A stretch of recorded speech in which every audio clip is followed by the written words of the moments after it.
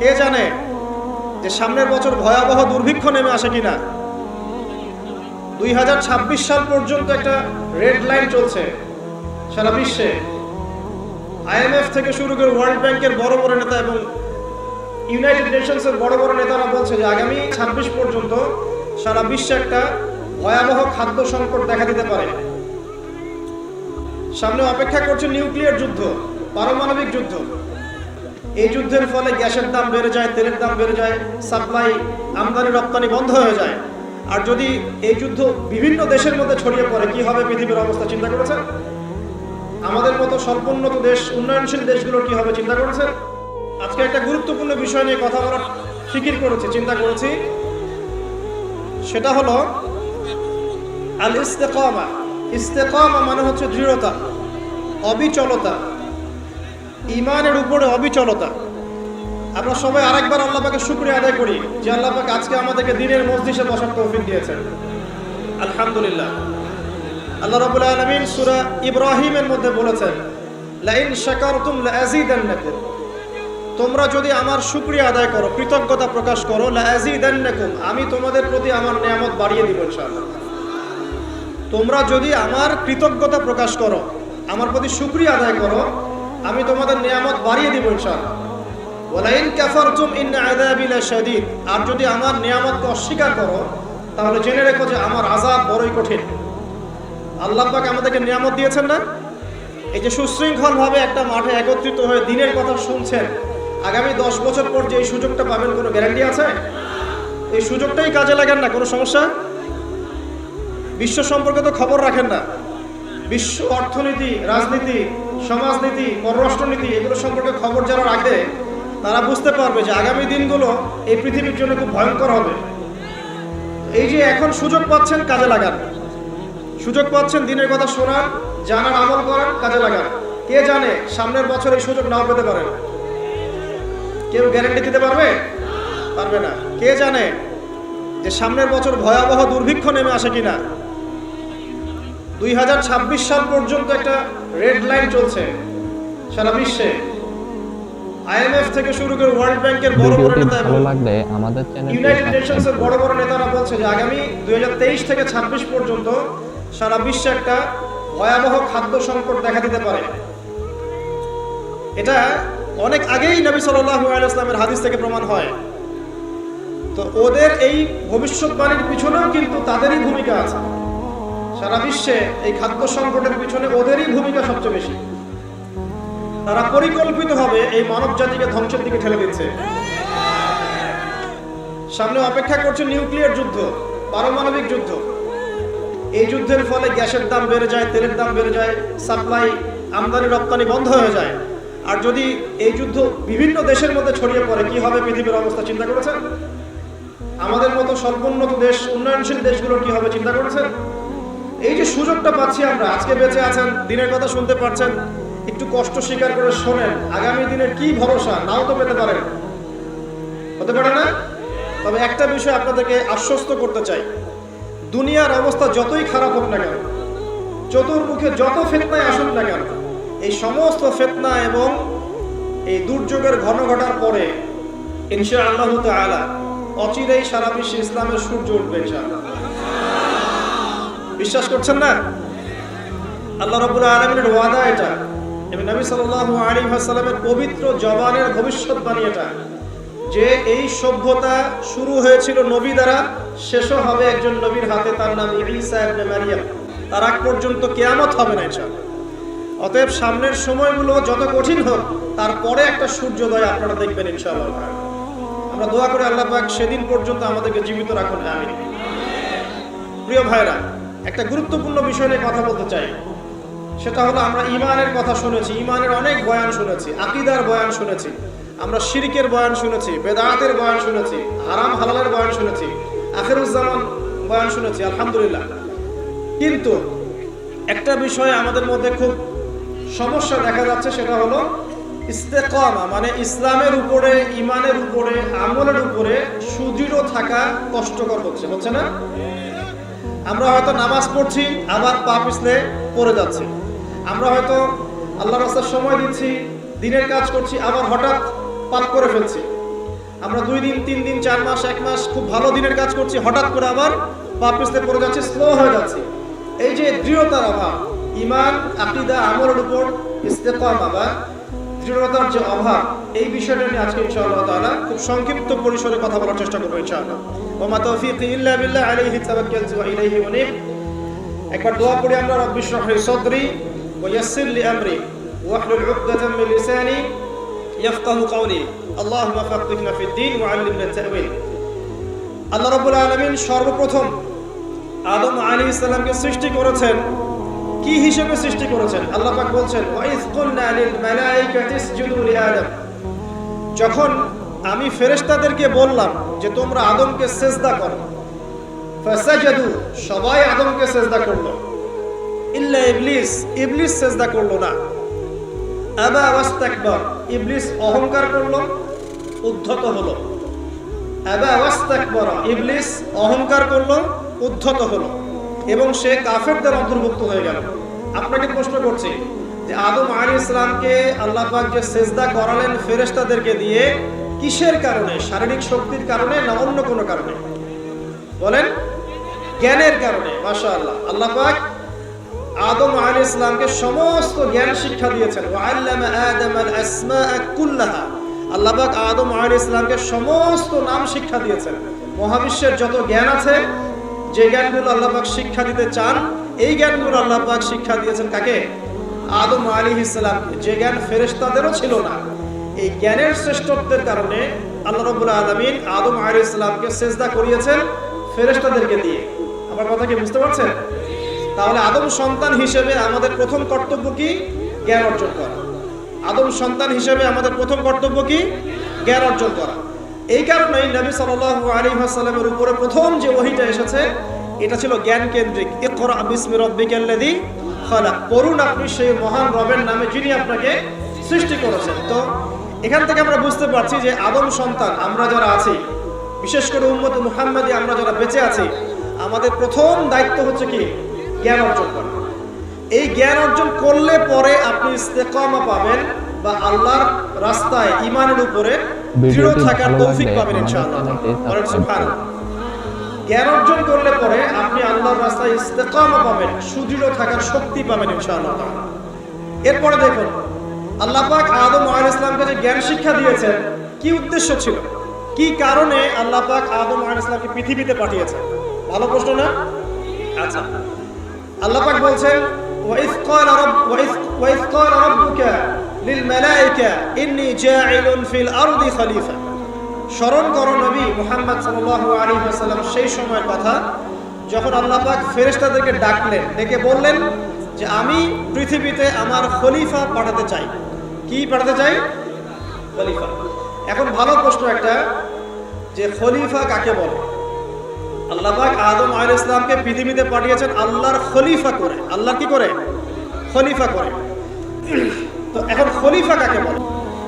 আমি যে পয়েন্টটা বলছিলাম, দেখুন আল্লাহ পাক আদম আলাইহিস সালামকে খলিফা করে পৃথিবীতে পাঠিয়েছেন। কি করে পাঠিয়েছেন? আল্লাহ সুবহানাহু ওয়া তাআলা আদম আলাইহিস সালামকে পৃথিবীতে কি হিসেবে পাঠিয়েছেন ভাই? খলিফা হিসেবে। আমরা বলছিলাম যে খলিফা কাকে বলে? খলিফা কাকে বলে, এটা আমাদের প্রশ্ন ছিল আপনাদের উদ্দেশ্যে। আপনারাই বলেন, আল্লাহর খলিফা কাকে বলে? আল্লাহর প্রতিনিধি। মাশাআল্লাহ। পৃথিবীতে যে ব্যক্তি আল্লাহ পাকের বিধিবিধানগুলো মেনে চলে, সে আল্লাহর খলিফা কিনা? আর দুনিয়াতে যে ব্যক্তি আল্লাহর বিধিবিধান মেনে চলে না, সে কি আল্লাহর খলিফা? সে কার খলিফা? শয়তানের খলিফা। বুঝতে পারছেন? খলিফার একটা সংজ্ঞা আল্লাহ পাক দিয়েছেন সূরা সাদের মধ্যে। কোন সূরায়? সূরা সাদ। আল্লাহ পাক বলছেন, একটা কথা বলে রাখি যে আল্লাহ পাক আদম আলাইহিস সালাম ছাড়াও আরো একজন নবীকে কিন্তু খলিফা বলেছেন। সেই নবীর নাম কি? দাউদ আলাইহিস সালাম। মাশাআল্লাহ। আল্লাহ পাক দাউদ আলাইহিস সালাম সম্পর্কে বলছেন, ইয়া দাউদ, হে দাউদ, ইন্না জাআলনাকা খলিফাতান ফিল আরদ, নিশ্চয়ই আমি তোমাকে পৃথিবীতে আমার খলিফা করেছি। কাকে করেছেন? দাউদ আলাইহিস সালামকে। আপনার কাজ কি? ফাহকুম বাইনান নাসি বিল হক, দাউদ তোমার কাজ হচ্ছে মানুষের মাঝে হকের মানদণ্ডে বিচার ফয়সালা করবে। মানুষের মাঝে হকের মানদণ্ডে বিচার ফয়সালা করবে। ফাহকুম বাইনান নাসি বিল হক ওয়ালা তাত্তাবি'ল হাওয়া, এবং তোমার মন গড়া প্রবৃত্তির অনুসরণ করবে না। ঠিক আছে? ইন্নাল্লাযীনা ইউদিল্লুনা আন সাবিলিল্লাহ লাহুম আযাবুন শাদীদ বিমা নাসু ইয়াওমাল হিসাব। আল্লাহ পাক বলছেন, হে দাউদ, আমি তোমাকে পৃথিবীতে আমার খলিফা করেছি। তোমার কাজ হচ্ছে মানুষের মাঝে হকের মানদণ্ডে বিচার ফয়সালা করা এবং প্রবৃত্তির অনুসরণ তুমি করো না। নিশ্চয়ই যারা প্রবৃত্তির অনুসরণ করেছে তারা আল্লাহ পাকের সরল পথ থেকে বিচ্যুত হয়ে গেছে। আর যারা আল্লাহ পাকের সরল পথ থেকে বিচ্যুত হয়ে যাবে তাদের জন্য কিয়ামতের মাঠে যন্ত্রণাদায়ক শাস্তি অপেক্ষা করছে। ঠিক আছে? এখন এখানে দেখেন, আল্লাহ পাক দাউদ আলাইহিস সালামকেও খলিফা বলেছেন এবং আদম আলাইহিস সালামকেও খলিফা বলেছেন। তো এই দুইজনের দায়িত্ব কি? পৃথিবীতে এসে আল্লাহ পাকের বিধিবিধান মেনে চলা এবং মানুষের মাঝে আল্লাহর বিধান অনুযায়ী ফয়সালা করা। এই হলো খলিফার কাজ। যদি এখন পৃথিবীতে এসে আমরা আল্লাহর বিধানের পরোয়া না করি এবং আল্লাহর বিধান দ্বারা আমরা মানুষের মাঝে বিচার ফয়সালা না করি, আমরা আর আল্লাহর খলিফা থাকছি না। কথা ঠিক আছে? এখন আদম আলাইহিস সালামকে পরীক্ষা করা হলো, তাকে জ্ঞান শিক্ষা দেওয়া হলো, তার বুকের বাপ পাঁজরের হাড় থেকে তার স্ত্রীকে সৃষ্টি করা হয়েছে, জান্নাতে রাখা হয়েছে। জান্নাতে রেখে দেওয়ার পরে আল্লাহ পাক ফেরেশতাদেরকে দিয়ে আগে সেজদাও করিয়েছেন। একজন সেজদা করে নাই, তার নাম কি? ইবলিস।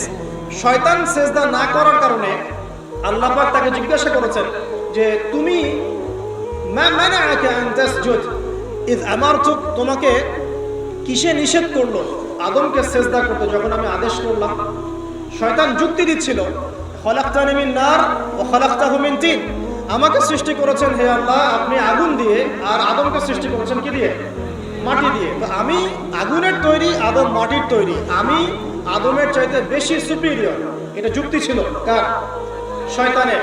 মানে শয়তান বোঝাতে যাচ্ছে যে আল্লাহ আপনি যে আমাকে বলছেন যে আদমকে সেজদা করো, আদম তো মাটির তৈরি, আমি তো আগুনের তৈরি, তাহলে আমি কেন ওকে সেজদা করব? বরং আপনি ভুল বলছেন। শয়তানের বক্তব্যটা এমন যে আপনার বক্তব্য ভুল, হে আল্লাহ আমি ঠিক। নাউজুবিল্লাহ। এই অহংকার করার কারণে, আল্লাহ পাকের বিধানটাকে অমান্য করার কারণে আল্লাহ রাব্বুল আলামিন তাকে চিরস্থায়ী কি করলেন? জাহান্নামে করলেন। এখন আদমকে পথভ্রষ্ট করার জন্য আলাইহিস সালাম শয়তান কিন্তু চ্যালেঞ্জও করেছিল, করে নাই? শয়তান চ্যালেঞ্জ করছে। কি চ্যালেঞ্জ করছে? যে ইয়া রব্বি আনজিরনি ইলা ইয়াউমি ইউবআসুন, হে আল্লাহ আমাকে কিয়ামত দিবস পর্যন্ত সময় দেন, হায়াত দেন। ফাবিমা আগওয়াইতানি, যে আদমের কারণে আপনি আমাকে আজকে তাড়িয়ে দিলেন জান্নাত থেকে, লাআকুদান্না লাহুম সিরাতাকাল মুস্তাকিম, আমি সেই আদমের সরল পথে ওত পেতে বসে থাকব। এটা কার চ্যালেঞ্জ? আলোচনা খুব ভালো করে বোঝেন। এটা কার চ্যালেঞ্জ? শয়তানের চ্যালেঞ্জ। শয়তান চ্যালেঞ্জ করলো, আরো চ্যালেঞ্জ করলো। কি চ্যালেঞ্জ?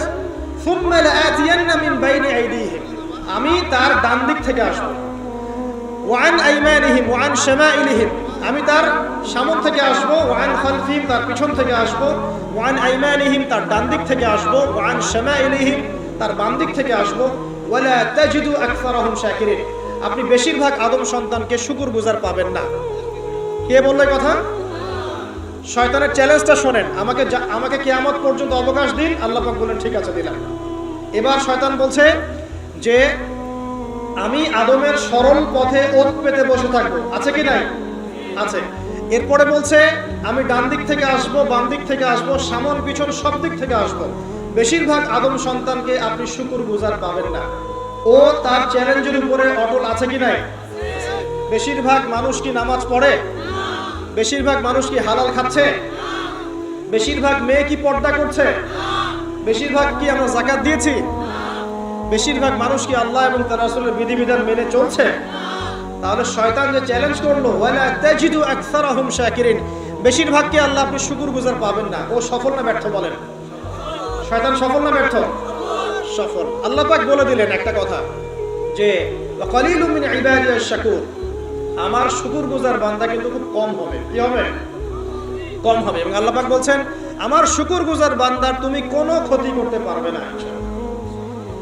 এই কথা রাসূল সাল্লাল্লাহু আলাইহি ওয়াসাল্লাম হাদিসের মধ্যেও বলছেন যে নিঃসন্দেহে বনু ইসরাইল ৭২টা দলে ভাগ হয়ে গিয়েছিল।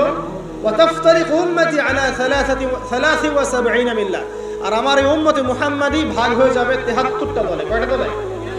কুল্লুহুম ফিন্নার, প্রত্যেকটা দল যাবে জাহান্নামে ইল্লা মিল্লাতান ওয়াহিদা, একটা মাত্র দল ছাড়া। ভিডিওটি একটা ভালো মাত্র লাগলে মিল্লাত ছাড়া। আমাদের চ্যানেলটি মানে 72টা কাতার জাহান্নামে যাচ্ছে, একটা মাত্র কাতার বাদ দিয়ে। সাহাবীরা বলছেন যে তারা কারা ইয়া রাসূলুল্লাহ? নবী সাল্লাল্লাহু আলাইহি ওয়াসাল্লাম বলছেন মা আনা আলাইহি ওয়া আসহাবি আল ইয়াউমা, আজকের দিনে আমি এবং আমার সাহাবীরা যার উপরে আছে। এই হাদিস থেকে বুঝতে পারছি আমরা যে বেশিরভাগ মানুষ কোথায় যাবে? জাহান্নামে যাবে। আরেকটা আয়াত দিয়ে প্রমাণ করে সামনে যাই। সূরা আরাফের মধ্যে আল্লাহ পাক বলছেন যে ওয়ালাকাদ যারানা লি জাহান্নামা কাসীরাম মিনাল জিন্নি ওয়াল ইনস, আল্লাহ পাক বলছেন দেখো আমি বহু জিন আর মানুষকে দিয়ে জাহান্নাম পূর্ণ করে দিব। প্রচুর জিন, প্রচুর মানুষকে দিয়ে আমি জাহান্নাম পূর্ণ করে দিব। কত, সংখ্যাটা কেমন হবে? সহিহ বুখারী একটা হাদিসে পাওয়া যায় যে প্রত্যেক 1999 জন জাহান্নামে যাবে না। আদম আলাইহিস সালামকে আল্লাহ পাক ডাকবেন, ডেকে বলবেন কিয়ামতের মাঠে তোমার সন্তানদের মধ্য থেকে জাহান্নামীগুলোকে আলাদা করে দাও, জান্নাতি থেকে আলাদা করে দাও। এবার আদম আলাইহিস সালাম বলবেন যে কতজনকে আলাদা করবো হে আল্লাহ? আল্লাহ রাব্বুল আলামিন বলবেন প্রত্যেক 1999 জনকে জাহান্নামের জন্য আলাদা করে দাও। চিন্তা করতে পারলেন? তার মানে এখানে একটা বিষয় বোঝার আছে, প্রত্যেক 1999 জন যে জাহান্নামে যাচ্ছে কি কারণে যাবে? কোন পাপের কারণে যাবে? কে বলতে পারবেন কোন পাপের কারণে যাবে? মাশাআল্লাহ, শিরকের কারণে। কারণ কি? কারণ শিরক ছাড়া অন্য যে কোনো গুনাহ আল্লাহ পাক মাফ করতে পারেন, পারেন না? কিন্তু শিরকের গুনাহ থেকে তওবা না করে যদি মারা যায় আল্লাহ কি মাফ করবেন? আল্লাহ পাক সূরা নিসার মধ্যে বলেছেন যে আল্লাহ পাক যে কোনো গুনাহ যাকে ইচ্ছা মাফ করতে পারেন। যে কোনো গুনাহ, আপনি চুরি করেছেন আল্লাহ চাইলে মাফ করতে পারেন, জিনা করেছেন তওবা করলে আল্লাহ পাক মাফ করতে পারেন, আপনি নামাজ পড়েন নাই তওবা করেছেন আল্লাহ চাইলে মাফ করতে পারেন, যাকাত দেন নাই মাফ করতে পারেন, আপনি সুদ খেয়েছেন, মায়ের সাথে জিনা পাপ না? এটা সুদের পাপ কি? মায়ের সাথে জিনার পাপ না? সুদ খেয়েছেন তারপরেও তওবা করলে আল্লাহ পাক মাফ করতে পারেন। কিন্তু শিরক করেছেন, বিনা তওবায় মারা গেছেন, আমলনামায় শিরকের পাপ আছে, আল্লাহ পাক মাফ করবেন না, এমনটাই বলেছেন।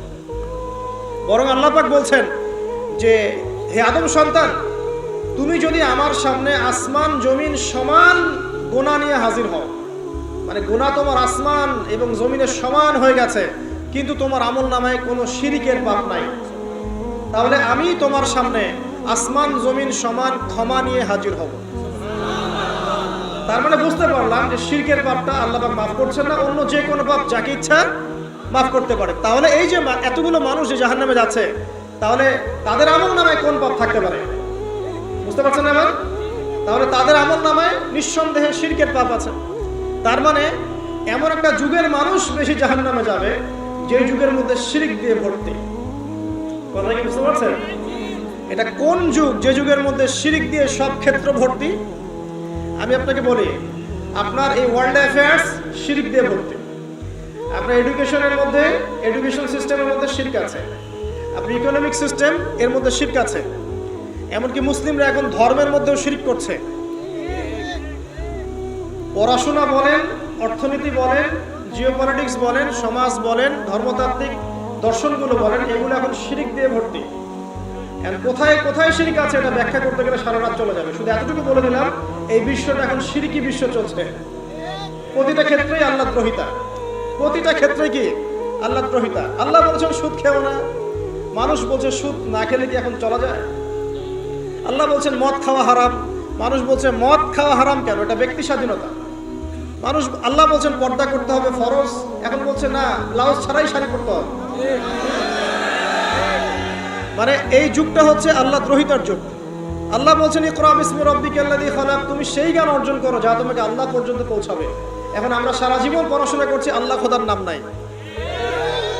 প্রতিটা ক্ষেত্র আল্লাহ পাক বলছেন ওয়া মান লাম ইয়াহকুম বিমা আনজালাল্লাহু ফাউলাইকা হুমুল কাফিরুন, যারা আল্লাহ পাকের বিধান অনুযায়ী ফয়সালা করছে না এরা জালেম, এরা ফাসিক, এরা কাফের। আর আমরা সারা বিশ্বের দিকে তাকিয়ে দেখছি এখানে ইসলামিক লজের কোনো বালাই নেই। তো প্রতিটা ডিপার্টমেন্ট শিরক। আপনাকে বোঝাই 999 জন মানুষ যে জাহান্নামে যাবে, আমল নামে একটা কমন পাপ থাকবে, সেটা কি? শিরক। যে কথাটা বলতে গিয়ে এদিকে আসলাম যে আল্লাহ রাব্বুল আলামিন জ্ঞানের মাধ্যমে আমাদের পিতাকে সম্মানিত করেছেন এবং নবী সাল্লাল্লাহু আলাইহি ওয়াসাল্লামের প্রতিও কিন্তু প্রথম জ্ঞানের ওহী করা হয়েছে। উম্মতে মুহাম্মাদি হিসেবে আমাদের করণীয় হচ্ছে প্রথমে জ্ঞান অর্জন করা, কারণ আমরা এই পৃথিবীতে সাধারণ কোনো সৃষ্টি নই, আমরা আল্লাহ পাকের খলিফা। আমরা আল্লাহর কি খলিফা, আমাদের উপর দায়িত্ব হচ্ছে আমরা আল্লাহর বিধিবিধান মেনে চলবো, অন্যকেও সেই পথে আহ্বান করবো ইনশাআল্লাহ। ভিডিওটি ভালো লাগলে আমাদের অ্যাজ এ খলিফা আমাদের ফাংশন, আমাদেরকে আল্লাহ পাক যেখানে দায়িত্ব দিবেন সেখানেই আমরা আল্লাহ পাকের বিধানের পরোয়া করব, আল্লাহ পাকের বিধানকে পাশ কাটিয়ে চলে যাবো না ইনশাআল্লাহ। এখন এটা বলা যতটা সহজ, করা কিন্তু খুব কঠিন, তাই না? এটা বলা সহজ কিন্তু করা কিন্তু এতটা সহজ নয়। কিভাবে সহজ নয়? আপনি মুসলিমদের মধ্যে দেখবেন আমরা সবাই এক আল্লাহর বান্দা, একজন নবীর উম্মত, একটা কেবলা, একটা কিতাব, তারপরে দেখবেন আমরা শতদা বিভক্ত না, এখন বিভিন্ন দল উপদল মতবাদে বিভক্ত না। উচিত ছিল আমরা ঐক্যবদ্ধ থাকবো, কিন্তু আমরা বিভক্ত। তো বলা সহজ ঐক্যের কথা, করাটা কঠিন না?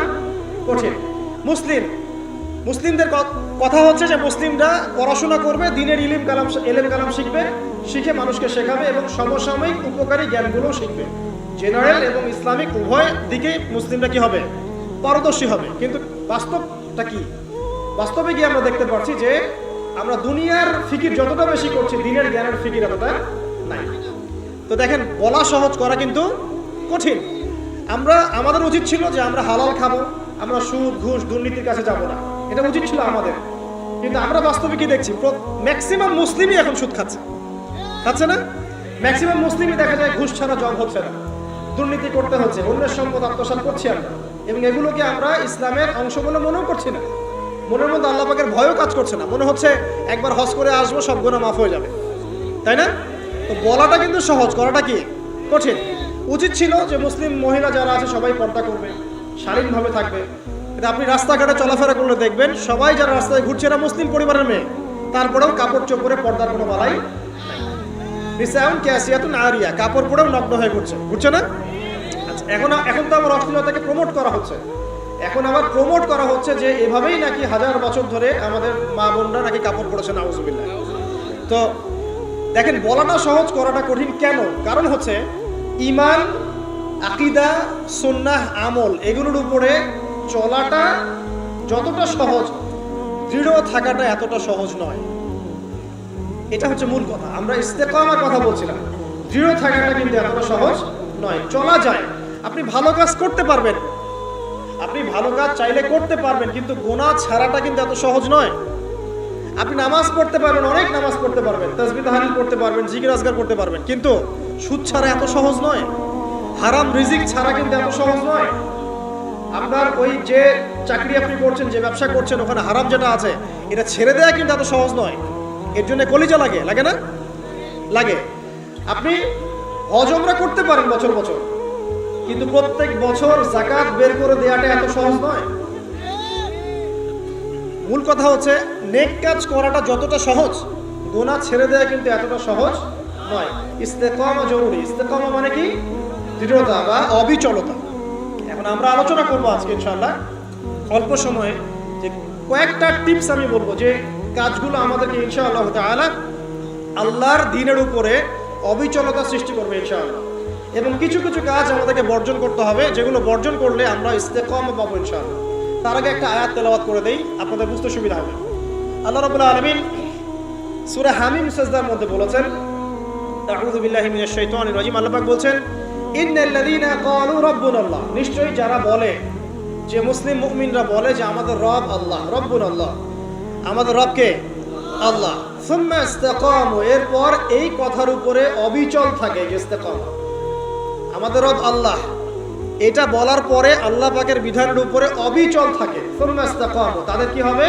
তাতানাজ্জালু আলাইহিমুল মালায়েকা, তাদের উপরে আল্লাহর রহমতের ফেরেশতারা নেমে আসবেন ইনশাআল্লাহ। রহমতের ফেরেশতা নেমে আসবেন, তাতানাজ্জালু আলাইহিমুল মালায়েকা, এবং তারা বলবেন, আল্লাহ তাখাফু ওয়া লা তাহজানু, হে মুমিন মুসলিমরা, তোমরা দুশ্চিন্তা করো না, তোমরা ভয় করো না। নাহনু আউলিয়াউকুম ফিল হায়াতিদ দুনিয়া ওয়া ফিল আখিরাহ, আমরা যারা আল্লাহর ফেরেশতা আছি, আমরা দুনিয়া এবং আখিরাতে তোমাদের বন্ধু হয়ে গেলাম। ওয়ালাকুম ফিহা মা তাশতাহি আনফুসুকুম, সেই জান্নাতে তোমাদের জন্য আল্লাহ পাক রেখেছেন যা তোমাদের মন চাবে। ওয়ালাহুম ফিহা মা তাদউন, এবং তোমরা যা আহ্বান করবে সবকিছুই পাবা তোমরা। নুজুলাম মিন গফুরির রহিম, এটা আল্লাহ পাকের পক্ষ থেকে একটা মেহমানদারি হবে ইনশাআল্লাহ। তাহলে ইস্তেকামার ফজিলত পেয়ে গেলাম। যদি আমরা ইস্তেকামা বজায় রাখতে পারি, আল্লাহর দ্বীনের উপর অটল থাকতে পারি, তাহলে আল্লাহর রহমতের ফেরেশতারা আমাদের সাথে চলাফেরা করবে ইনশাআল্লাহ। দুনিয়াতেও তারা আমাদের সাথী হবে, মৃত্যুর পর পরকালেও সাথী হবে ইনশাআল্লাহ। আল্লাহ পাক আমাদেরকে জান্নাত দিবেন, যেই জান্নাতে আপনি যা ইচ্ছা তাই পাবেন ইনশাআল্লাহ আযজা ওয়া জাল। তো এটা তো বললাম, কাজটা তো কঠিন। কি কি কাজ করলে আপনি ইস্তেকামা পাবেন? এক নাম্বার, পয়েন্ট নাম্বার 1, সেটা হলো কায়েমন বাক্যে আল্লাহ পাকের কাছে দোয়া করে, ভিক্ষা চেয়ে, দৃঢ়তা চেয়ে নিতে হবে। কায়েমন বাক্যে আল্লাহর কাছে দোয়া করে, তওবা করে, ইস্তেগফার করে ইস্তেকামা দৃঢ়তা চাইতে হবে, দোয়া করতে হবে। এই দোয়াটার সবচেয়ে সেরা দোয়া কোনটা? যেটা আমরা নামাজে করি। কি বলি? ইহদিনাস সিরাতাল মুস্তাকিম সিরাতাল লাযিনা আন'আমতা আলাইহিম গায়রিল মাগদুবি আলাইহিম ওয়ালাদ-দাল্লিন। আল্লাহ আমাদেরকে সরল পথ প্রদর্শন করুন, একদম সোজা রাস্তা। কোন পথ? যে পথে আপনি পরিচালিত করেছেন কাদেরকে? আন'আমতা আলাইহিম, যাদের প্রতি আপনি অনুগ্রহ বর্ষণ করেছেন, মানে নবীগণ, সিদ্দিকগণ, শহীদগণ, তাদের পথ হচ্ছে সিরাতুল মুস্তাকিমের পথ। গায়রিল মাগদুবি আলাইহিম ওয়ালাদ-দাল্লিন, তাদের পথে নয় যারা গজবপ্রাপ্ত এবং পথভ্রষ্ট। তাদের পথে আমাদেরকে চালাবেন না হে আল্লাহ, যারা গজবপ্রাপ্ত এবং পথভ্রষ্ট। তো প্রথমে ইস্তেকামা চাইতে হবে। এভাবে প্রত্যেক ফরজ নামাজে, নফল নামাজে, সুন্নত নামাজে আমরা আল্লাহর কাছে এই সোজা পথ চাবো এবং তার উপরে সুদৃঢ়তা আল্লাহর কাছে চেয়ে নিব ইনশাআল্লাহ। আরেকটা দোয়া করবো ইনশাআল্লাহ সিজদায় গিয়ে, সেটা হচ্ছে নবী সাল্লাল্লাহু আলাইহি ওয়াসাল্লাম প্রায় এই দোয়াটা করতেন। কোন দোয়া? তিনি বলতেন, ইয়া মুকাল্লিবাল কুলুব সাব্বিত কলবি আলা দীনিক। কি বলতেন? আমার সাথে বলেন, ইয়া মুকাল্লিবাল কুলুব সাব্বিত কলবি আলা দীনিক। আরেকটা দোয়া করতেন নবী সাল্লাল্লাহু আলাইহি ওয়াসাল্লাম, ইয়া মুসাররিফাল কুলুব সাররিফ কুলুবানা আলা তাআতিক। অর্থাৎ হে হৃদয়সমূহের পরিবর্তনকারী, আবর্তনকারী, আমার কলবটাকে তুমি তোমার দ্বীনের উপর প্রতিষ্ঠিত রাখো। এই দোয়াটা বেশি বেশি করলে ইনশাআল্লাহ আল্লাহর পথে ইস্তেকামা পাওয়া যাবে ইনশাআল্লাহ। আল্লাহ পাক আমাদেরকে তৌফিক দান করুন, আমিন। এর পাশাপাশি আমরা করব তওবা এবং ইস্তেগফার। আমরা আল্লাহকে বলবো আস্তাগফিরুল্লাহ, বলেন আল্লাযী লা ইলাহা ইল্লা হুয়াল হাইয়ুল কাইয়্যুম ওয়া আতুবু ইলাইহি। তওবা করব এভাবে মন থেকে যে হে আল্লাহ, আমি সারা জীবনে তোমার যে বিরুদ্ধাচরণ করেছি বা তোমার যে বিধিবিধানের আমি পরোয়া করিনি বা ফরজ ওয়াজিব আদায় করি নাই, আমি এখন থেকে তওবা করছি যে আমি সমস্ত পাপ থেকে তোমার দিকে মুখ ফেরালাম ইনশাআল্লাহ। এবং আগামী যতদিন আমি বেঁচে থাকবো ইনশাআল্লাহ, আল্লাহ তোমার এই বিধিবিধানের বাইরে আমি যাব না ইনশাআল্লাহ। এবং আমি নিজে অনুশোচনায় ভুগবো যে কেন আমি এতদিন তোমার পথ থেকে দূরে ছিলাম। ইনশাআল্লাহ যদি আপনার মন থেকে তওবা বের হয়ে আসে, আল্লাহ রাব্বুল আলামিন আপনার সমস্ত গুনাহকে নেকি দিয়ে পরিবর্তন করে দিবেন ইনশাআল্লাহ। আল্লাহ পাক এই তওবার মধ্য দিয়ে, দোয়ার মধ্য দিয়ে বান্দাকে ইস্তেকামা দান করেন, সুদৃঢ়তা দান করেন। এটা হচ্ছে 1 নাম্বার পয়েন্ট। 2 নাম্বার পয়েন্টে আসেন। 2 নাম্বারটা হচ্ছে আপনার কলব। এই যে দেহটা দেখছেন, এটা একটা রক্তের মাংসের দেহ। এই দেহটা কিন্তু অমর না। এটা কি অমর? না। আপনার ভিতরে একটা কলব বা আত্মা বলে ব্যাপার আছে না? আছে। এই কলবটার ব্যাপারে নবী সাল্লাল্লাহু আলাইহি ওয়াসাল্লাম বলেছেন, যখন আদম সন্তান কোনো গুনাহ করে তখন তার কলবের মধ্যে একটা দাগ পড়ে। কি পড়ে? দাগ পড়ে। আরেকটা যখন পাপ করে তখন আবার দাগ পড়ে, আরো একটা পাপ করে আবার দাগ পড়ে। এইভাবে যখন আপনি গুনাহ করতেই থাকবেন তখন পুরো অন্তরটা কি হবে? কলুষিত হয়ে দুর্গন্ধযুক্ত হয়ে যাবে। তো যখন আপনার কলব দুর্গন্ধযুক্ত হয়ে যাবে তখন সেখানে আপনার হিংসা, আপনার অহংকার, আপনার গীবত, আপনার আল্লাহদ্রোহিতা, এই যে খারাপ রিপুগুলো আছে সবগুলোই কলবে বাসা বাঁধবে। কখন বাসা বাঁধবে? যখন আপনার কলবটা কলুষিত হয়ে যাবে। আর কলুষিত হচ্ছে কেন? পাপের কারণে। কিসের কারণে? পাপের কারণে। তো এখন কলবটাকে আগে পরিচ্ছন্ন করতে হবে। আপনার কলবটাকে পরিচ্ছন্ন করলে পরে ইনশাআল্লাহ তাআলা আপনি দেখবেন যে আপনার অন্তরের মধ্যে আল্লাহর পক্ষ থেকে নূর আসছে এবং ইস্তেকামা, সুদৃঢ়তা আপনি পাচ্ছেন ইনশাআল্লাহ। এখন আমি আপনাদেরকে বলে দেই কয়েকটা কাজ, যেই কাজগুলোর মধ্য দিয়ে আপনি আপনার কলবটাকে আল্লাহর রাস্তায় অবিচল রাখতে পারবেন ইনশাআল্লাহ তাআলা। 1 নাম্বার, বেশি থেকে বেশি ইস্তেগফার করা, যেটা আমি একবার বলে দিলাম। 2 নাম্বার, আল্লাহর জিকিরকে বাড়িয়ে দেওয়া। আল্লাহর জিকির বাড়িয়ে দেওয়া বলতে চলতে ফিরতে আপনি আস্তাগফিরুল্লাহ পড়বেন, সুবহানাল্লাহ পড়বেন, আলহামদুলিল্লাহ পড়বেন, ওয়ালা ইলাহা ইল্লাল্লাহ আল্লাহু আকবার পড়বেন, লা হাওলা ওয়ালা কুওয়াতা ইল্লা বিল্লাহ পড়বেন, দরুদ শরীফ পড়বেন। ঠিক আছে? এই যে জিকির আজগারগুলো সকাল সন্ধ্যার, এগুলো করতে থাকলে আপনার কলবটা ইনশাআল্লাহ তাআলা পরিষ্কার হবে। আল্লাহ পাক কলব পরিষ্কার করার তৌফিক দান করুন, আমিন। এরপরে কি? এরপরে হচ্ছে বেশি বেশি কোরআন তেলাওয়াত। কোরআন তেলাওয়াত যদি বাড়িয়ে দেন দেখবেন আপনার কলমের মধ্যে যত ময়লা এটা আস্তে আস্তে ঝরে পড়বে ইনশাআল্লাহ। সবাই কোরআন তেলাওয়াত করতে পারি তো ইনশাআল্লাহ? ভিডিওটি ভালো লাগলে আল্লাহ পাক সবাইকে বিশুদ্ধ করে কোরআন তেলাওয়াত করার তৌফিক দান করুন এবং প্রত্যেক দিন কমপক্ষে এক পারা করে পড়ার চেষ্টা করুন। আল্লাহ পাক তৌফিক ইনায়াত করুন, আমিন। কোরআন তেলাওয়াত করেন, আপনার কলবের ময়লা ইনশাআল্লাহ চলে যাবে। আল্লাহ পাক তৌফিক ইনায়াত করুন। আর কয়েকটা কাজ কি?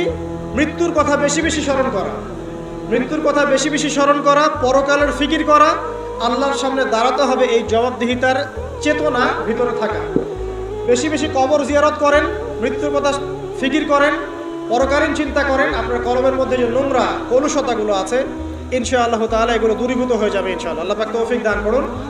যখন কলবটা পরিষ্কার হবে তখন আপনি কি করবেন? ইস্তেকামা পাবেন, আল্লাহ পাকের রাস্তায় দৃঢ়তা পাবেন ইনশাআল্লাহ।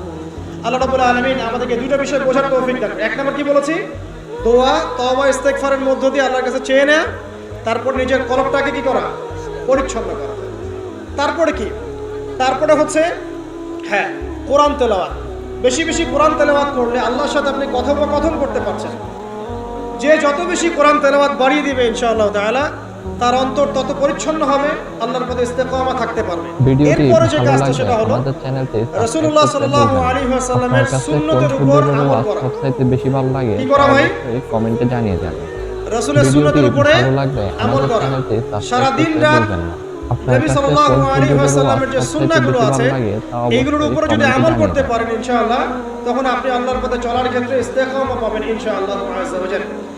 এরপরে আমর বিল মারুফ এবং নাহি আনিল মুনকারের কাজ করা, মানে দিনকে কেন্দ্র করে সৎ কাজের আদেশ করবেন, অসৎ কাজে নিষেধ করবেন।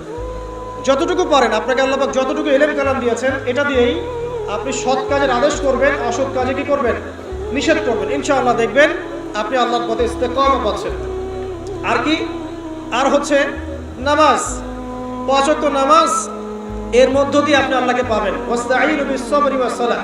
আল্লাহ পাক বলেছেন আল্লাহকে ডাকো এবং চাও কিভাবে? সবরের সাথে এবং সালাতের মধ্য দিয়ে। যত নামাজ বাড়িয়ে দিবেন, জামাতে পাবন্দি করবেন, নফল বাড়িয়ে দিবেন, সুন্নত বাড়িয়ে দিবেন, আল্লাহ পাক ইনশাআল্লাহ আপনাকে দ্বীনের পথে চলার ক্ষেত্রে ইস্তেকামা দান করবেন ইনশাআল্লাহ। আরেকটা বিষয় বলে সামনের দিকে যাই, সেটা হলো দ্বীনের ইলম অর্জন এবং প্রচার প্রসার। আপনি যত বেশি দ্বীনের জ্ঞান অর্জন করবেন এবং প্রচার প্রসার ঘটাবেন ইনশাআল্লাহ তাআলা আপনার কলবের মধ্যে ইসলামের প্রতি ইস্তেকামা আসবে ইনশাআল্লাহ। এখন কয়েকটা বিষয় বলে শেষ করি যে কি কি কাজ করলে আপনি, কি কি কাজ না করলে আপনি ইস্তেকামা পাচ্ছেন। তার মধ্যে প্রথমটা হচ্ছে শিরিক না করা। যদি আপনি শিরিক করেন ইস্তেকামা পাবেন না। যদি আপনার আমলনামায় শিরকের পাপ থাকে আপনি ইস্তেকামা অর্জন করতে পারবেন না। আর আমরা বারবার বলেছি যে মুসলিমরা এখন কথায় শিরিক করছে, কাজে শিরিক করছে এবং মুসলিমরা এখন আকীদার মধ্যেও শিরিক করছে। কথায়, কাজ এবং আকীদার শিরকের এই ক্লাসিফিকেশনগুলো জানতে হলে কিতাবুত তাওহীদ নামে একটা বই আছে, এই বইটা পড়লে ইনশাআল্লাহ জানতে পারবেন। আল্লাহ পাক তৌফিক ইনায়াত করুন, আমিন। শিরিক করা যাবে না, ইস্তেকামা পেতে হলে শিরিক করা যাবে না। তারপরে কি করা যাবে না? বেদাত। নবী সাল্লাল্লাহু আলাইহি ওয়াসাল্লামের সুন্নতের মধ্যে কোনো প্রকার বেদাতের সংযোজন ঢোকানো যাবে না। যদি বেদাতি আমল করতে থাকেন আপনি আল্লাহর পথে ইস্তেকামা পাবেন না। 2, 3 হচ্ছে হারাম রিজিক। যদি আপনি হারাম রিজিকে অভ্যস্ত থাকেন বা লিপ্ত থাকেন, এই রিজিক দিয়ে আপনার যে দেহ এবং আত্মাটা গঠিত হবে, এই দেহ আত্মা মন নিয়ে আপনি আল্লাহর পথে ইস্তেকামা পাবেন না। অতএব রিজিকের ক্ষেত্রে সচেতন হন। আল্লাহ রাব্বুল আলামিনের ওয়াস্তে সমস্ত হারাম রিজিককে ত্যাগ করে তওবা করে ফিরে আসেন, হালালে সন্তুষ্ট থাকেন, অল্পে তুষ্ট থাকেন। ইনশাআল্লাহ আল্লাহ পাক আপনার অল্প আমলকেই জান্নাতের ওসিলা বানিয়ে দেবে ইনশাআল্লাহ। 3 নাম্বার বললাম হারাম রিজিক থেকে দূরে থাকা। 4 নাম্বার প্রবৃত্তির অনুসরণ না করা। প্রবৃত্তি মানে মন যা চায় তা করা। মন যা চায় তা করা যাবে না, বরং আল্লাহ এবং তার রাসূল যা বলেছেন তাই করতে হবে। এই পৃথিবীতে মানুষ হিসেবে আমরা কেউই স্বাধীন নই। আমরা যে স্বাধীনতার কথা বলি না, ব্যক্তিগতভাবে ব্যক্তি হিসেবে কোনো মানুষ স্বাধীন নয়। সবাই আল্লাহ পাকের দাসত্বের অধীনে পরাধীন। ভিডিওটি ভালো লাগলে যখন আপনি আমাদের নিজের চ্যানেলটি নফসের সাবস্ক্রাইব করুন। তাবেদারি করছেন, প্রবৃত্তির অনুসরণ করছেন, তার মানে আপনি স্বাধীনতার ভাব দেখাচ্ছেন। এর মধ্য দিয়ে আপনি শয়তানের দাসত্ব করছেন। এটা আপনাকে আল্লাহর পথে ইস্তেকামা দিবে না। মূল বিষয়টা হচ্ছে আল্লাহ পাকের দাসত্ব করলে পরে আল্লাহর পথে ইস্তেকামা আসে। নফসের প্রবৃত্তির অনুসরণ করলে পরে আপনার আল্লাহর পথে ইস্তেকামা আসবে না। প্রবৃত্তি বলছে নামাজ পড়ার দরকার নাই, আজান হচ্ছে শুয়ে থাকেন। প্রবৃত্তি বলছে যে মাপে একটু কম দিলে কোনো সমস্যা নাই। আপনার প্রবৃত্তি বলছে সবাই তো সুদ খায়, আমি খেলে কি সমস্যা। আর প্রবৃত্তি বলছে যে ওই সম্পদ এতটুকু নেওয়াই যায়, আত্মসাৎ করাই যায়। ঠিক আছে? তো এই যে প্রবৃত্তির কথাগুলো, প্রবৃত্তি বলছে পর্দা করার দরকার নেই, ফ্যাশন করে চলবো। প্রবৃত্তি বলছে আমরা টিকটক করি। প্রবৃত্তি বলছে আমরা ফ্রি মিক্সিং করি। হ্যাঁ, আমার এই যে বয়ফ্রেন্ড গার্লফ্রেন্ডের সাথে ঘুরে বেড়াই। প্রবৃত্তি বলছে এগুলো।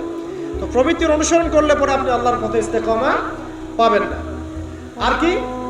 আর হচ্ছে দিনের জ্ঞানের অজ্ঞতা। দিনের ক্ষেত্রে জ্ঞানের অজ্ঞতা থাকলে আপনি আল্লাহর পথে ইস্তেকামা পাচ্ছেন না। আরেকটা বড় বিষয় আছে, সেটা হলো যে আল্লাহ পাকের দিনটাকে মহব্বত না করা, আল্লাহর দিনকে মহব্বত না করা এবং দিনটাকে এগিয়ে নেওয়ার ফিকির যাদের মধ্যে নাই, তারা আল্লাহ পাকের রাস্তায় ইস্তেকামা পাবে না। এরকম আর অনেকগুলো কারণ আছে যেগুলো আমাদের আল্লাহর পথে চলার ক্ষেত্রে দৃঢ়তার পথে বাধা সৃষ্টি করে। এখন সর্বশেষ যে জায়গাটাতে আমি শেষ করতে চাই সেটা হলো, দেখুন, ইস্তেকামা অর্জন করলে পরে আমরা জান্নাত পাবো এবং ঈমানের উপর দৃঢ়তা পাবো। যদি না করতে পারি তাহলে আমরা আল্লাহর পথ থেকে ছিটকে চলে যাব। এখন আমরা যে আল্লাহ পাকের খলিফা হয়ে পৃথিবীতে এসেছি, আল্লাহ পাক যে আমাদেরকে কিছু দায়িত্ব দিয়ে পাঠিয়েছেন, এই দায়িত্বের ফিকির যাদের মধ্যে নাই, তারা কি আল্লাহর পথে দৃঢ়তা অর্জন করতে পারবে? পারবে না। এখন এই দায়িত্বগুলো কি কি দায়িত্ব পালন করলে পরে আমরা আল্লাহর কাছে সম্মানিত হব এবং আল্লাহর দিনে দৃঢ়তাও পাবো, ইস্তেকামাও পাবো এবং ইনশাআল্লাহ তাআলা পরকালে জান্নাতও পাবো। অল্প কথা শেষ করছি, একটু ধৈর্য ধরেন। 1 নাম্বার, দেখুন, আপনাকে দায়িত্ব কি দেওয়া হয়েছে? আপনাকে দায়িত্ব দেওয়া হয়েছে যে আপনার পিতা আদম আলাইহিস সালামকে আল্লাহ পাক যে জ্ঞানগুলো শিক্ষা দিয়েছেন সেই জ্ঞান আপনাকে শিখতে হবে। এটা প্রথম কাজ। জ্ঞান শিখতে রাজি আছি তো ইনশাআল্লাহ? আচ্ছা, তাহলে আদম সন্তান হিসেবে আমাদের প্রথম কর্তব্য কি? জ্ঞান অর্জন করা। আদম সন্তান হিসেবে আমাদের প্রথম কর্তব্য কি? জ্ঞান অর্জন করা। এই কারণেই নবী সাল্লাল্লাহু আলাইহি ওয়াসাল্লামের উপরে প্রথম যে ওহীটা এসেছে এটা ছিল জ্ঞান কেন্দ্রিক। ইকরা বিসমি রাব্বিকাল্লাযী খালাক, পড়ুন আপনি সেই মহান রবের নামে যিনি আপনাকে সৃষ্টি করেছেন। তো এখান থেকে আমরা বুঝতে পারছি যে আদম সন্তান আমরা যারা আছি, বিশেষ করে উম্মতে মুহাম্মাদি আমরা যারা বেঁচে আছি, আমাদের প্রথম দায়িত্ব হচ্ছে কি? জ্ঞান অর্জন করা। এই জ্ঞান অর্জন করলে পরে আপনি ইস্তেকামা পাবেন বা আল্লাহর রাস্তায় ঈমানের উপরে দৃঢ় থাকার তৌফিক পাবেন ইনশাআল্লাহ তাআলা। বলেন সুবহানাল্লাহ। জ্ঞান অর্জন করলে পরে আপনি আল্লাহর রাস্তায় ইস্তেকামা পাবেন, সুদৃঢ় থাকার শক্তি পাবেন ইনশাআল্লাহ তাআলা। এরপরে দেখুন, আল্লাহ পাক আদম আলাইহিস সালামকে যে জ্ঞান শিক্ষা দিয়েছেন, কি উদ্দেশ্য ছিল? কি কারণে আল্লাহ পাক আদম আলাইহিস সালামকে পৃথিবীতে পাঠিয়েছেন? ভালো প্রশ্ন না? আচ্ছা, আল্লাহ পাক বলছেন, وَإِذْ قَالَ رَبُّكَ لِلْمَلَائِكَةِ إِنِّي جَاعِلٌ فِي الْأَرْضِ خَلِيفَةً। স্মরণ করো নবী মুহাম্মদ সাল্লাল্লাহু আলাইহি ওয়াসাল্লাম সেই সময়ের কথা যখন আল্লাহ পাক ফেরেশতাদেরকে ডাকলেন, ডেকে বললেন যে আমি পৃথিবীতে আমার খলিফা পাঠাতে চাই। কি পাঠাতে চাই? খলিফা। এখন ভালো প্রশ্ন একটা, যে খলিফা কাকে বলে? আল্লাহ পাক আদম আলাইহিস সালামকে পৃথিবীতে পাঠিয়েছেন আল্লাহর খলিফা করে। আল্লাহ কি করে? খলিফা করে। তো এখন খলিফা কাকে বলে? আমি যে পয়েন্টটা বলছিলাম, দেখুন, আল্লাহ পাক আদম আলাইহিস সালামকে খলিফা করে পৃথিবীতে পাঠিয়েছেন। কি করে পাঠিয়েছেন? আল্লাহ সুবহানাহু ওয়া তাআলা আদম আলাইহিস সালামকে পৃথিবীতে কি হিসেবে পাঠিয়েছেন ভাই? খলিফা হিসেবে। আমরা বলছিলাম যে খলিফা কাকে বলে? খলিফা কাকে বলে এটা আমাদের প্রশ্ন ছিল আপনাদের উদ্দেশ্যে। আপনারাই বলেন, আল্লাহর খলিফা কাকে বলে? আল্লাহর প্রতিনিধি। মাশাআল্লাহ। পৃথিবীতে যে ব্যক্তি আল্লাহ পাকের বিধিবিধানগুলো মেনে চলে সে আল্লাহর খলিফা কিনা? আর দুনিয়াতে যে ব্যক্তি আল্লাহর বিধিবিধান মেনে চলে না সে কি আল্লাহর খলিফা? সে কার খলিফা? শয়তানের খলিফা। বুঝতে পারছেন? খলিফার একটা সংজ্ঞা আল্লাহ পাক দিয়েছেন সূরা সাদের মধ্যে। কোন সূরায়? সূরা সাদ। আল্লাহ পাক বলছেন, একটা কথা বলে রাখি, যে আল্লাহ পাক আদম আলাইহিস সালাম ছাড়াও আরো একজন নবীকে কিন্তু খলিফা বলেছেন। সেই নবীর নাম কি? দাউদ আলাইহিস সালাম। মাশাআল্লাহ। আল্লাহ পাক দাউদ আলাইহিস সালাম সম্পর্কে বলছেন, ইয়া দাউদ, হে দাউদ, ইন্না জাআলনাকা খলিফাতান ফিল আরদ, নিশ্চয়ই আমি তোমাকে পৃথিবীতে আমার খলিফা করেছি। কাকে করেছেন? দাউদ আলাইহিস সালামকে। আপনার কাজ কি? ফাহকুম বাইনান নাসি বিল হক, দাউদ তোমার কাজ হচ্ছে মানুষের মাঝে হকের মানদণ্ডে বিচার ফয়সালা করবে। মানুষের মাঝে হকের মানদণ্ডে বিচার ফয়সালা করবে। ফাহকুম বাইনান নাসি বিল হক ওয়ালা তাত্তাবিউল হাওয়া, এবং তোমার মন গড়া প্রবৃত্তির অনুসরণ করবে না। ঠিক আছে? ইন্নাল্লাযীনা ইউদিল্লুনা আন সাবিলিল্লাহ লাহুম আযাবুন শাদীদ বিমা নাসু ইয়াওমাল হিসাব। আল্লাহ পাক বলছেন, হে দাউদ, আমি তোমাকে পৃথিবীতে আমার খলিফা করেছি। তোমার কাজ হচ্ছে মানুষের মাঝে হকের মানদণ্ডে বিচার ফয়সালা করা এবং প্রবৃত্তির অনুসরণ তুমি করো না। নিশ্চয়ই যারা প্রবৃত্তির অনুসরণ করেছে তারা আল্লাহ পাকের সরল পথ থেকে বিচ্যুত হয়ে গেছে। আর যারা আল্লাহ পাকের সরল পথ থেকে বিচ্যুত হয়ে যাবে তাদের জন্য কিয়ামতের মাঠে যন্ত্রণাদায়ক শাস্তি অপেক্ষা করছে। ঠিক আছে, এখন এখানে দেখেন আল্লাহ পাক দাউদ আলাইহিস সালামকেও খলিফা বলেছেন এবং আদম আলাইহিস সালামকেও খলিফা বলেছেন। তো এই দুইজনের দায়িত্ব কি? পৃথিবীতে এসে আল্লাহ পাকের বিধিবিধান মেনে চলা এবং মানুষের মাঝে আল্লাহর বিধান অনুযায়ী ফয়সালা করা, এই হলো খলিফার কাজ। যদি এখন পৃথিবীতে এসে আমরা আল্লাহর বিধানের পরোয়া না করি এবং আল্লাহর বিধান দ্বারা আমরা মানুষের মাঝে বিচার ফয়সালা না করি, আমরা আর আল্লাহর খলিফা থাকছি না। কথা ঠিক আছে? এখন আদম আলাইহিস সালামকে পরীক্ষা করা হলো, তাকে জ্ঞান শিক্ষা দেওয়া হলো, তার বুকের বাপ পাঁজরের হাট থেকে তার স্ত্রীকে সৃষ্টি করা হয়েছে, জান্নাতে রাখা হয়েছে। জান্নাতে রেখে দেওয়ার পরে আল্লাহ পাক ফেরেশতাদেরকে দিয়ে আগে সেজদাও করিয়েছেন। একজন সেজদা করে নাই, তার নাম কি? ইবলিস। শয়তান সেজদা না করার কারণে আল্লাহ পাক তাকে জিজ্ঞাসা করেছেন যে তুমি মা মানাআকা আন তাসজুদ ইয আমারতুক, তোমাকে কিসে নিষেধ করলো আদমকে সেজদা করতে যখন আমি আদেশ করলাম? শয়তান যুক্তি দিচ্ছিল, খলাকতানি মিন নার ওয়া খলাকতাহু মিন তিন, আমাকে সৃষ্টি করেছেন হে আল্লাহ আপনি আগুন দিয়ে, আর আদমকে সৃষ্টি করেছেন কি দিয়ে? মাটি দিয়ে। তো আমি আগুনের তৈরি, আদম মাটির তৈরি, আমি আদমের চাইতে বেশি সুপিরিয়র। এটা যুক্তি ছিল কার? শয়তানের। মানে শয়তান বোঝাতে যাচ্ছে যে আল্লাহ আপনি যে আমাকে বলছেন যে আদমকে সেজদা করো, আদম তো মাটির তৈরি, আমি তো আগুনের তৈরি, তাহলে আমি কেন ওকে সেজদা করব? বরং আপনি ভুল বলছেন। শয়তানের বক্তব্যটা এমন যে আপনার বক্তব্য ভুল, হে আল্লাহ আমি ঠিক। নাউজুবিল্লাহ।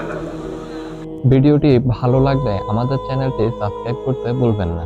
আপনার কাছে কোন হুজুরের ওয়াজ সবচাইতে বেশি ভালো লাগে তা অবশ্যই কমেন্টে জানিয়ে যাবেন।